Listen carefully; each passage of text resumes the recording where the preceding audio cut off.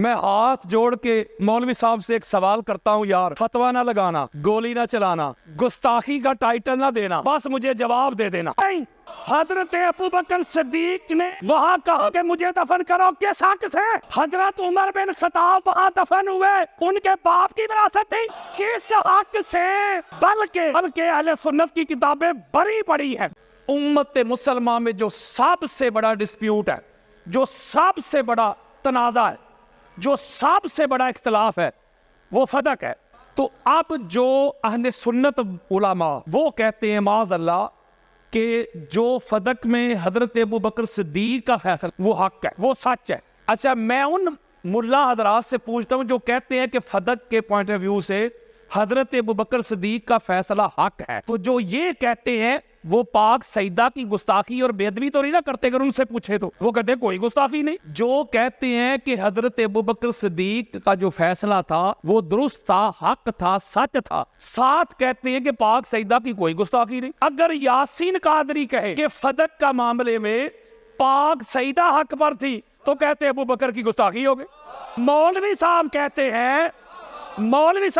ہیں کہ ابوبکر صدیق کا فیصلہ حق ہے، انہوں نے حدیث پڑھی، لا نورث ما ترکنا صدقۃ، انہوں نے حدیث پڑھی، ٹھیک کہا انہوں نے، کہتے کوئی پاک سیدہ کی بے ادبی نہیں۔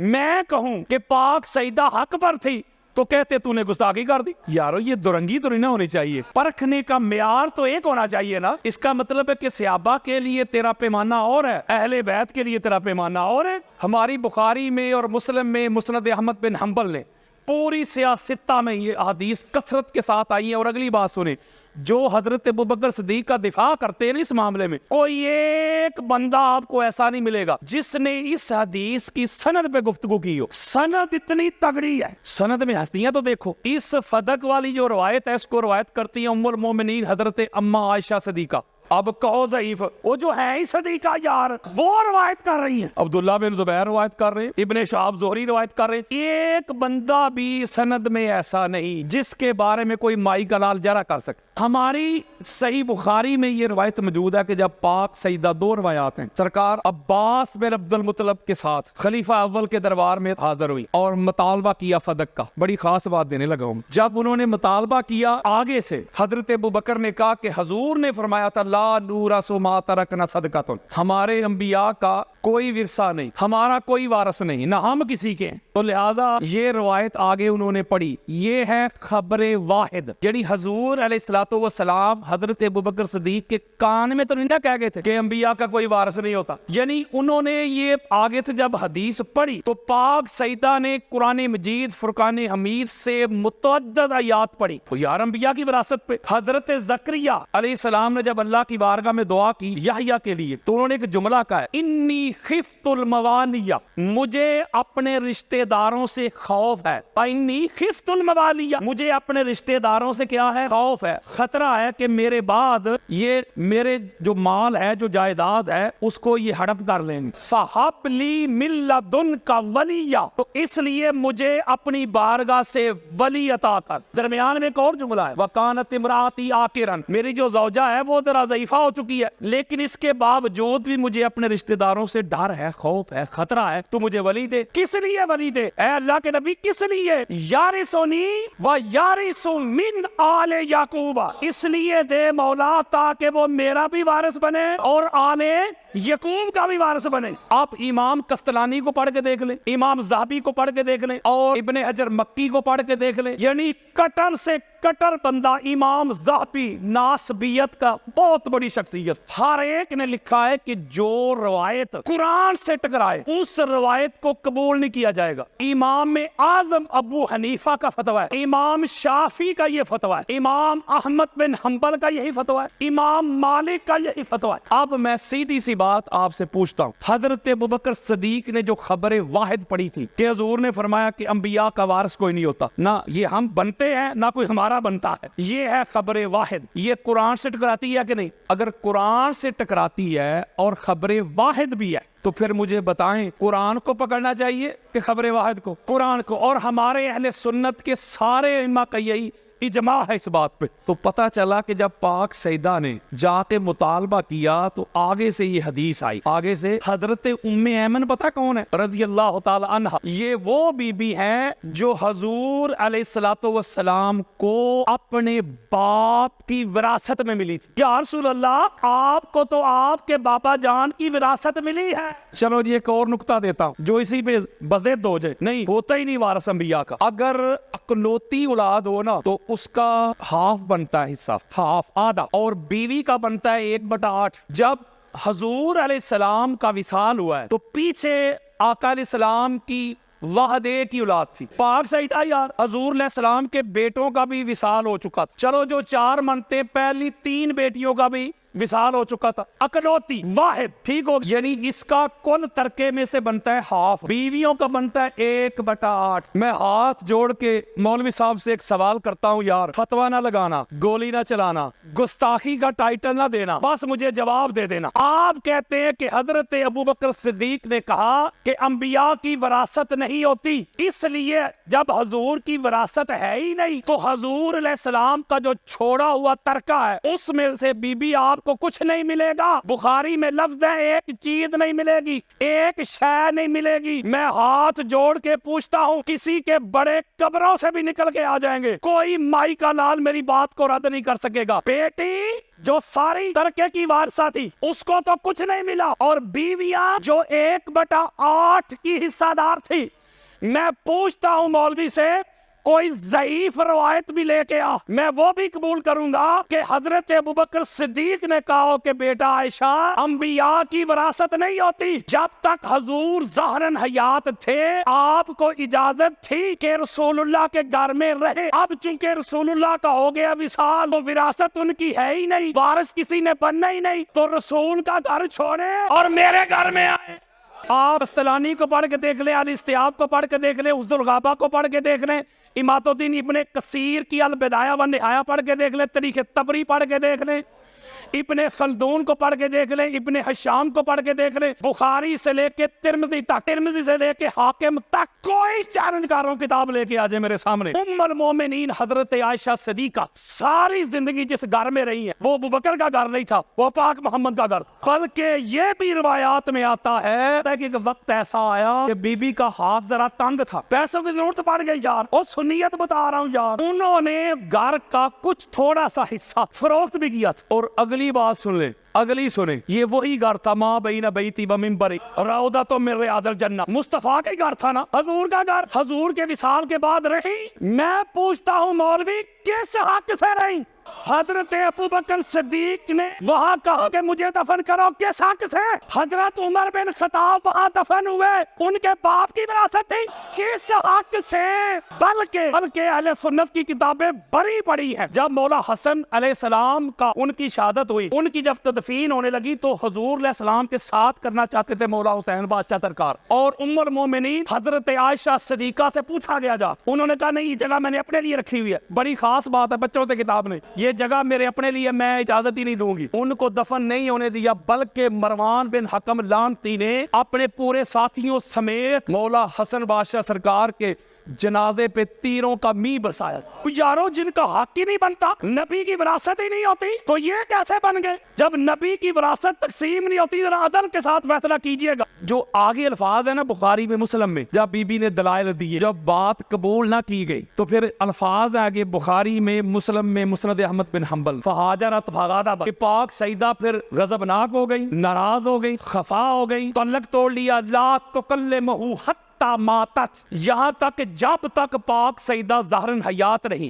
حضرت ابوبکر سے کلام بھی نہیں کیا، اور رات کے اندھیرے میں وصیت کی۔ مولا علی علیہ السلام کو بخاری پڑھ رہا ہوں یار، کہ رات کی تاریکی میں پاک سیدہ کی نماز جنازہ مولا علی علیہ السلام نے پڑھائی۔ ایک روایت میں پیچھے 7 لوگ تھے، ایک میں 6 لوگ تھے، ایک میں 8 لوگ تھے، ایک میں 11 لوگ تھے، اور حضرت ابوبکر اور حضرت عمر کو خبر تک نہ دی۔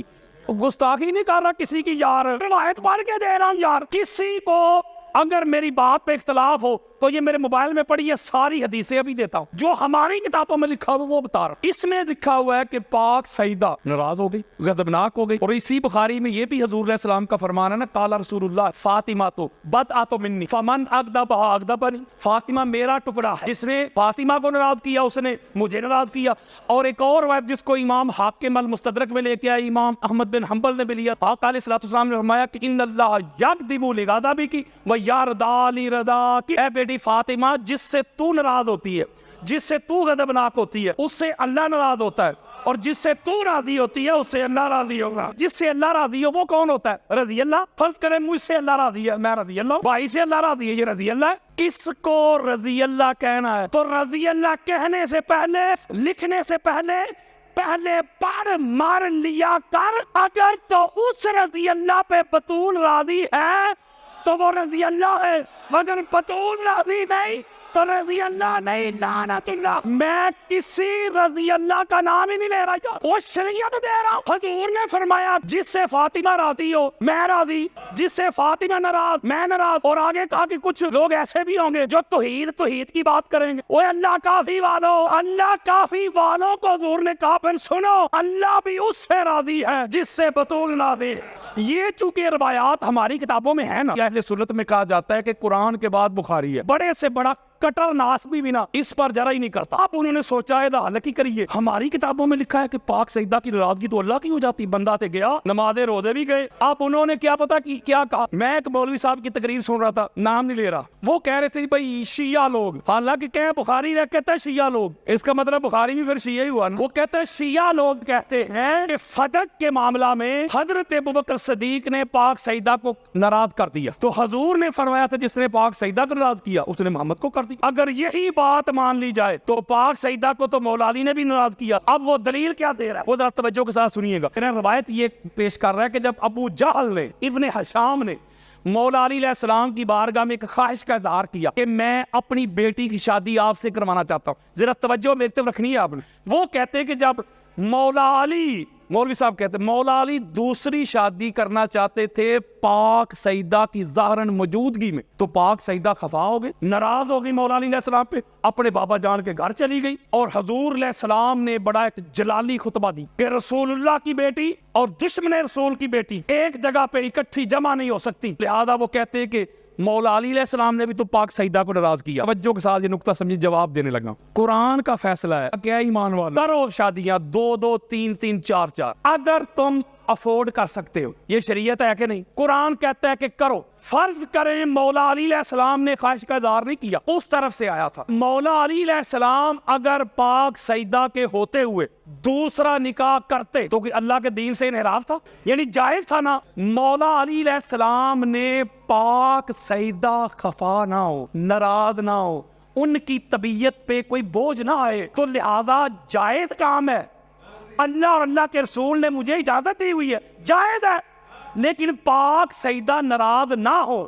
جائز کام بھی چھوڑا کہ نہیں؟ شریعت ہے، اللہ کے رسول نے اجازت دی ہے، شریعت مصطفیٰ ہے، لیکن پاک سیدہ ناراض نہ ہو، کہیں ان کی طبیعت پہ بوجھ نہ آئے۔ حضور علیہ السلام نے جو جملہ کہا، جو جملہ انہوں نے گھڑا ہوا ہے کہ حضور نے فرمایا تھا کہ محمد مصطفیٰ کی بیٹی اور دشمن رسول کی بیٹی ایک گھر میں جمع نہیں ہو سکتی۔ میں ایک سوال پوچھتا ہوں اسی ملا سے، بتا ابو سفیان کی بیٹی محمد کے ساتھ گھر میں رہی ہے کہ نہیں؟ اور جب وہ حضور کے گھر آئی ہیں اس وقت انہوں نے کلمہ نہیں پڑھا، انہوں نے کلمہ پڑھا ہے آپ کے فتح مکہ پہ، وہ بھی طلقاء ہیں، وہ صحابی نہیں، یعنی جو ڈیزرو کرتا ہو سزا، لیکن حضور چونکہ رحمت للعالمین ہے، وہ اپنی رحمت کی وجہ سے کر دے معاف، آزاد، طلقاء طلیق کی جمع آزاد کیے ہوئے لوگ۔ اہل سنت کی کتابیں بری پڑھی ہیں کہ جب فتح مکہ ہوا حضور علیہ السلام کعبہ میں بتوں کو پاک کر رہے تھے، نکال رہے تھے بتوں کو، تو دل میں ابو سفیان سوچ رہا تھا کاش میرے پاس اور لشکر ہوتا، میں دوبارہ محمد سے لڑائی کرتا، دل میں سوچ رہا تھا۔ حضور قریب پہنچے، اہل سنت کی 200 کتابیں بھی دکھاتا ہوں، حضور نے ایسے اس کے سینے پہ ہاتھ مار کر اللہ پھر تجھے ذلیل کرتا۔ ایک جملہ کہتا ہوں کہ رسول اللہ کے گھر میں دشمن رسول کی بیٹی آئی ہے کہ نہیں، تو لہذا یہ بات بھی مولوی صاحب کے منہ پہ آئی۔ میں ایک جملہ کہتا ہوں، پاک سیدہ مولا علی سے ناراض تب ہوتی جب مولا علی علیہ السلام دوسری شادی کر لیتے۔ مولا علی علیہ السلام نے پاک سیدہ کی ناراضگی کو ملحوظ خاطر رکھتے ہوئے جائز کام بھی چھوڑ دیا، چلو مولوی جی ہم تیری مان لیتے ہیں بالفرض، حالانکہ قرآن کے خلاف ہے، چلو وقتی طور پہ میں تیری بات مان لیتا ہوں کہ بی بی کا حق نہیں بنتا تھا، یہ کام شریعت کے خلاف تھا، حضرت ابوبکر اگر کرتے تو حق نہیں بنتا تھا۔ حضرت علی وہ ہیں جو پاک سیدہ کی ناراضگی کی خاطر جائز کام بھی ترک کر دے۔ اگر حضرت ابوبکر کو اتنا خدشہ ہوتا کہ پاک سیدہ کی ناراضگی رسول اللہ کی ہے، اللہ کی ہے، میرا کچھ نہیں بچے گا، تو پھر بے شک وہ جائز بھی تھا۔ کہتے بی بی آپ آ گئی ہیں، ابوبکر خالی نہیں لٹا سکتا، لہذا یہ آپ کا چورن ادھر بکنے والا نہیں۔